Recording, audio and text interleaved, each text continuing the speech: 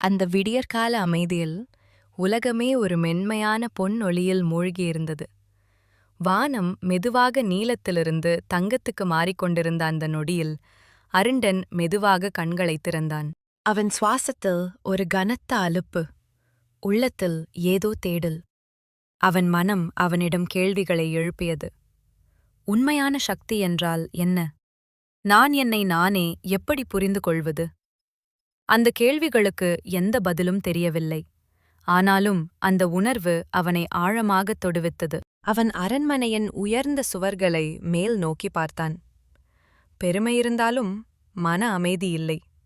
அவன் நினைத்தான், இந்த உலகின் பலம் என் கையில் இருக்கிறதா, அல்லது நான் தேடும் சக்தி வேறு எங்கோ இருக்கிறதா?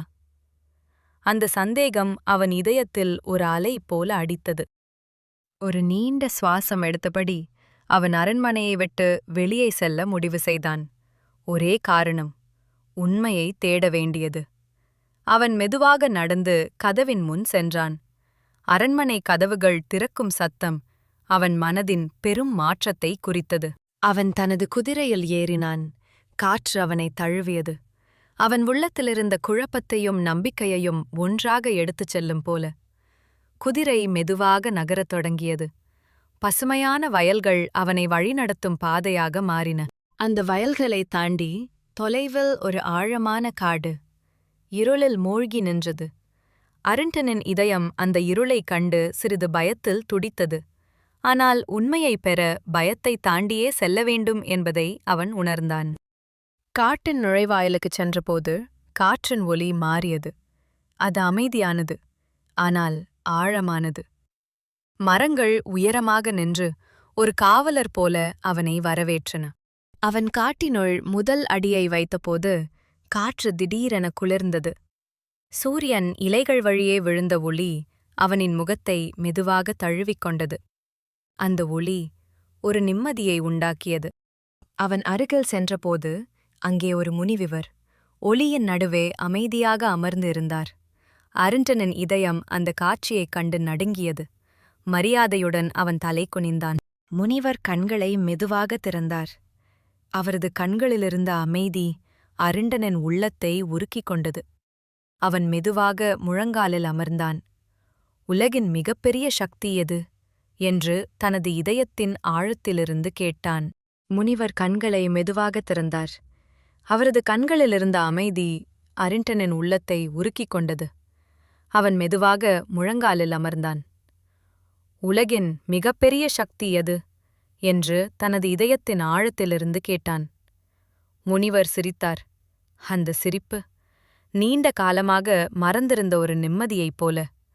அவர் தனது கரத்தை உயர்த்தினார். அவரது கைப்பிடியிலிருந்து ஒரு மென்மையான ஒளி பரவியது. அந்த ஒளி அருண்டனின் உள்ளத்தை முழுவதும் சூடாகச் சூழ்ந்தது. அருண்டன் மெதுவாக எழுந்தான்.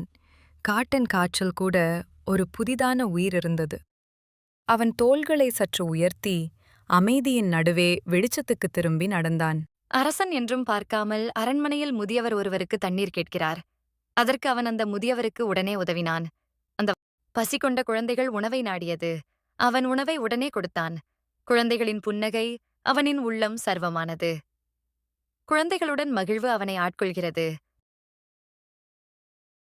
கிராமத்தில் சண்டையிட்டவர்கள் இருந்தனர். அவன் அவர்களிடம் மெதுவாக பேசினான். அருள் உள்ளவரின் வார்த்தையில் ஓர் அமைதி உண்டு. சமாதானம் பரவியது. அவன் நடந்த இடமெல்லாம் ஒரு மென்மையான நிம்மதி, ஒரு மாற்றம், ஒரு ஒளி பரவியது. அருளை அறிந்த மனிதனின் உள்ளத்தில் இருக்கும் சக்தி அனைத்தையும் தொட முடியும். அருண்டன் இராச்சியம் வந்தபோது அது வேறுபட்டதாக இருந்தது. அவன் கண்களில் அறிவும் அவன் சுவாசத்தில் அமைதியும் இருந்தது. அவன் உணர்ந்தான், அருளே இந்த உலகில் உள்ள எல்லா சக்திகளுக்கும் மேலானது. அவன் தேடிய உண்மை அவன் உள்ளத்திலே எப்போதும் இருந்தது. குறள்: வேந்தன் மனத்ததுவும் வையகத்தும் ஈன்ற பொருள்தான் பிறவித்துறும். பொருள்: பெரிய அரசனின் மனத்திலும் முழு உலகத்திலும் உயர்ந்த சக்தியாக இருப்பது தெய்வ அருளே. அந்த அருளின் பலம் மனிதர்களை பிறப்பு இறப்பு என்ற சுழற்சியிலிருந்து விடுவிக்கும் சக்தி உடையது. அருளே உலகின் மேலான சக்தி. அன்பும் நன்மையும் செய்பவர்க்கு தெய்வ அருள் தானாக வரும். அருளே மனத்தையும் உலகையும் ஒளியுறச் செய்கிறது.